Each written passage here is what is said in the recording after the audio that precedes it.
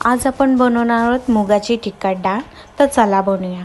त्यासाठी मी मुगाची डाळ घेतलेली आहे, त्याला चांगलं वॉश करून घेतलेलं आहे असं तुम्ही बघू शकता। आणि साईडला मी कांदा चॉप केलेला आहे आणि साईडला आमच्या झाडाचा मी कढीपत्ता पण घेतलेला आहे फोडणीसाठी।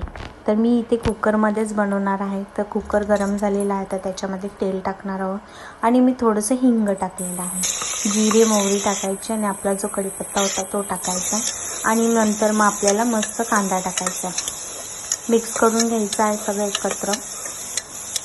कांदा गोल्डन ब्राऊन झाला की त्यानंतर आपण हळद टाकणार आहोत। मी इथे आगरी मसाला यूज करते, तर इथे मी 3 चम्मच आगरी मसाला घेतलेला आहे आणि थोडासा गरम मसाला घेतलेला आहे।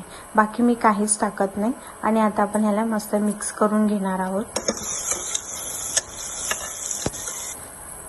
चांगलं मिक्स झालं की साईडला आपण जी मुगाची डाळ घेतलेली ती टाकणार आहोत आणि मी ते एक बटाटा पण टाकलेला आहे चॉप करून, मस्त स्वच्छ धुतलेला। आता आपण ह्याच्यामध्ये टाकणार आहोत आणि चांगलं मिक्स करून घ्यायचं आहे। फास्ट गॅस ठेवायचा आहे आणि मिक्स करून घेणार आहोत।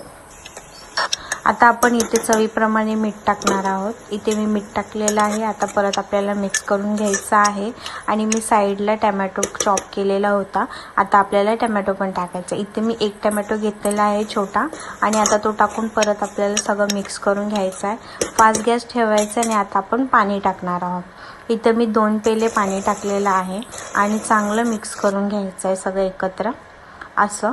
आणि आता आपण ह्याच्यावर मस्त झाकण देणार आहोत कुकरचं। इथे मी 3 शिट्ट्या देणार। आताच आपण झाकण लावणार आहोत आणि 3 शिट्ट्या देणार आहे। 3 शिट्ट्यानंतर आपली डाळ रेडी होते। खूप पटकन बनते आणि खूप टेस्टी, काही त्याला लागत नाही आणि अशी आपली डाळ मस्त बनवून रेडी होते। तुम्हाला जर आवडली असेल तर नक्की कॉमेंटमध्ये सांगा। माझ्या चॅनलला सबस्क्राईब करा आणि मला असंच सपोर्ट करा। Thank you so much.